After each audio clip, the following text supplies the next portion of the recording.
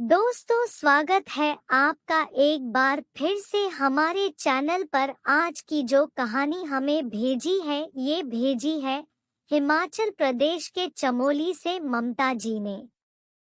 तो चलिए बिना समय व्यर्थ करे शुरू करते हैं इनकी कहानी को। भगवान तो भाव के भूखे होते हैं, उन्हें हम बाहरी दिखावे से प्रसन्न नहीं कर सकते। उसके लिए सच्ची श्रद्धा होनी चाहिए। भगवान निश्चल प्रेम भाव पर रिझ जाते हैं। पढ़े लड्डू गोपाल श्री कृष्ण की ऐसी ही भक्त की कहानी। एक बार एक औरत श्री कृष्ण की परम भक्त थी। उनके पास लड्डू गोपाल विग्रह थे जिसकी वह हर रोज सेवा करती थी। एक बार तीर्थ यात्रा के लिए उसे 1 मास के लिए घर से दूर जाना था। उसने अपनी बहू, जिसकी अभी नई नई शादी हुई थी, से कहा कि मेरे तीर्थ यात्रा पर जाने के बाद तुम लड्डू गोपाल जी की सेवा करना। बहू कहने लगी कि ठीक है माँ जी, आप मुझे विधि बता दें, मैं पूरी श्रद्धा से उनकी सेवा करूंगी।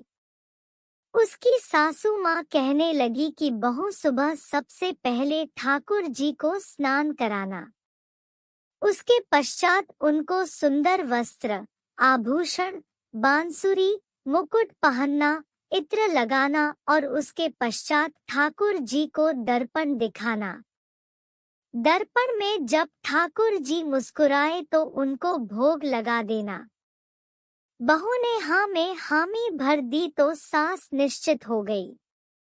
सासू माँ के तीर्थ यात्रा पर जाने के पश्चात जब पहले दिन बहू ने श्रद्धा भाव से ठाकुर जी को स्नान कराया, उसके पश्चात सुंदर वस्त्र, आभूषण, मुकुट पहनाया, बांसुरी अर्पित की और फिर इत्र लगाकर ठाकुर जी को दर्पण दिखाया, उसे याद आया कि माँ जी ने कहा था कि जब ठाकुर जी का विग्रह मुस्कुराते हुए दिखे तो उन्हें भोग लगा देना। लेकिन उसे लगा कि ठाकुर जी का विग्रह मुस्कुरा नहीं रहा। वह सोचने लगी कि शायद ठाकुर जी को मेरा किया श्रृंगार पसंद नहीं आया, इसलिए वह मुस्कुरा नहीं रहे। उसने ठाकुर जी को फिर से स्नान कराया और श्रृंगार की सारी प्रक्रिया दोहराई, लेकिन उसे हर बार यही लगता है, ठाकुर जी मुस्कुरा नहीं रहे, जरूर मेरे श्रृंगार में कोई कमी रह गई है।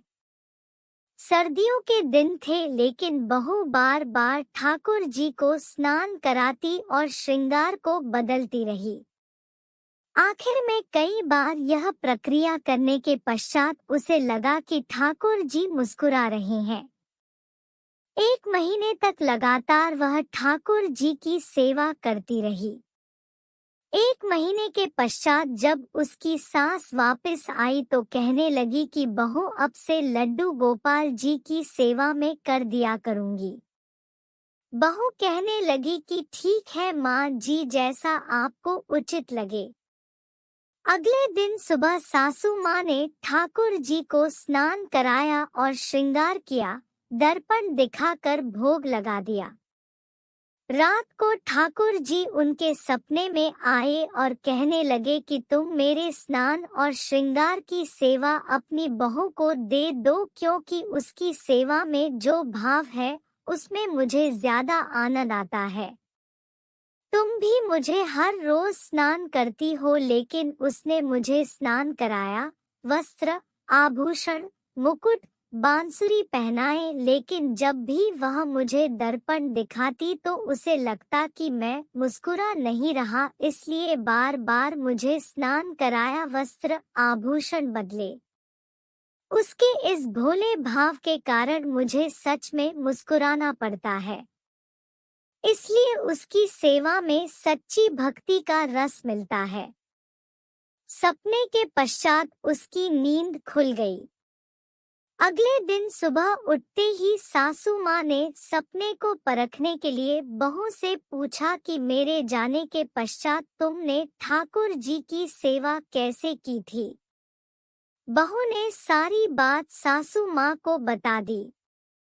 सास बहू से कहने लगी कि तू धन्य हो, तुम्हारे कारण मुझे स्वप्न में ठाकुर जी के दर्शन हुए। और बहू से कहने लगी कि ठाकुर जी चाहते हैं कि उनकी स्नान और श्रृंगार तुम करवाया करो। यह कहते हुए सास ने अपना स्वप्न बहू को सुना दिया।